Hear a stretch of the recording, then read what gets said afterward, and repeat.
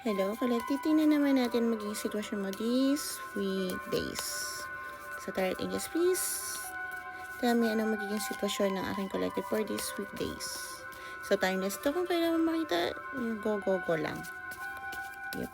Give me another one card. Thank you, Tarot Angels.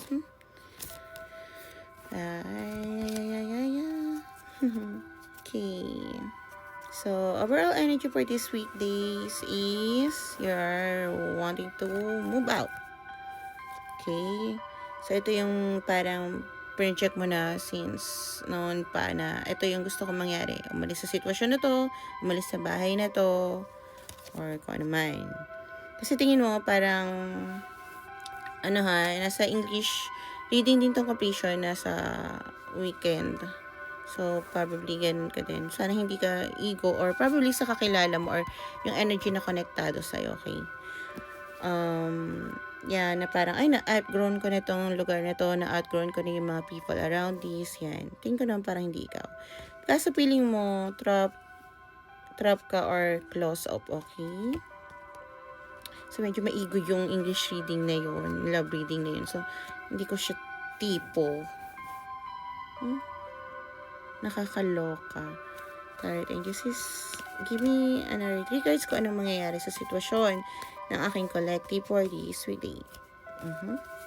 Tawag dito. Tapos, sa mga magpapareading, ginagawa ko talaga yung reading ko within madaling araw kasi ayoko may ibang energy na humahalo sa akin pagka nagre-reading para konektado ako, okay?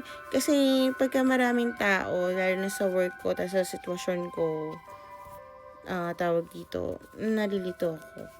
Tarot Angels, please give me another 2 cards for my collective. Ano mangyayari sa kanya within this? Binali ko pa. Okay.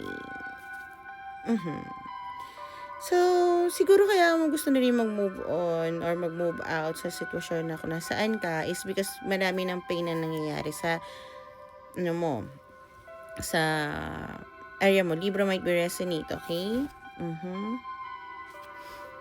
So, parang gusto ko na umalis dito masyado ng masakit. Gusto ko nang umalis ng trabaho, sitwasyon, bahay, parang lagi na lang ganito. Hindi na ito yung gusto ko matutunan dahil natutunan ko na ito before. So, tingin ko magte-take up risk ka na parang, okay, gagawin ko to. Mukha man tong mahirap kasi ito yung magkakaroon ng new beginnings sa buhay mo. Parang ito yung bagong pananaw mo na tawag dito na hindi mo pa nagagawa ito buong buhay mo. Parang, so, kung halimbawa, aalis ka na sa poder ng magulang mo, first time mo pa lang yun. Okay? Actually, dahil nautal ako kahit Tagalog, ibig sabihin parang nag-iisip-isip ka rin kung ano bang tama mong sabihin, ano bang tama mong gawin kasi magpapaalam ka. Okay? Gusto mo naman magpaalam ng maayos, tingin ko. Dahil, okay, ang problema, kahit gusto mo magkaroon ng new beginning, magkakaroon ka ng problema sa pera. Okay? So, parang magkakaroon ng bad news na darating for these weekdays. So, balikan nyo ako kung ano man yun. Parang tingin mo, teka lang, sa lack of common sense, ba't ba ako aalis dito? Ayoko bitawan to, ganito naman kami, kaya nasanayan naman namin to, parang ganon. Okay, tapos, naku, yung pera ko ganito, kailangan tiis-tiis muna kasi parang magkakaroon ka pa rin ng stagnation, nahihila pa rin sa'yo sa pababa for these weekdays, okay? So, hindi kasi ako hindi ako yung tao na gusto ko marami lang manood sa akin. So, ginagabayan ko kayo. Pwede ito ma-change. Energy ito eh. So, kung ano man to, tingin ko, huwag ka maging magastos para makaalis ka. Kasi yun naman yun. So, magkakaroon ka ng disappointment. Kung dito naramdaman mo na okay na outgrown ko na yung mga taong to, natutunan ko na yung dati mong natutunan, pero ang tingin mo parang hindi pa ata ako makakaalis dito sa sitwasyon na to. Parang mahihirapan ako kahit yun yung gusto kong gawin. Yun yung gusto ko kasi hindi ko kaya kasi wala akong pera. At nasanay na ako ng ganito, natatakot ako. Gusto ko man magpaalam, parang tingin ko wala naman taong susuporta sa akin sa sitwasyon ko ngayon. Yung parang ganun, ikaw susuporta sa sarili mo. So, titingnan ko naman dahil marami pa naman oras, kahit isang card lang, paano siya magkakaroon ng, para magkaroon siya ng brand new beginning. Please, start and just give me a short, just few, Kung ano man ang nararamdaman mo, kung malungkot ka, Sagittarius, Gemini, might be resonate. Kung nalulungkot ka, please lang, damhin mo mabuti. Okay? Aries might be resonate. Dahil yung lungkot mo na yun ang magagamit mo para maging strong sa isang bagay na dahilan kung bakit ka, Gemini might be resonate, naka-isolate ngayon. Okay? So, yeah. Kailangan mong tingnan mabuti kung ano yung bagay na para mabalance to. Dahil ikaw lang makakabigay ng justice sa sarili mo.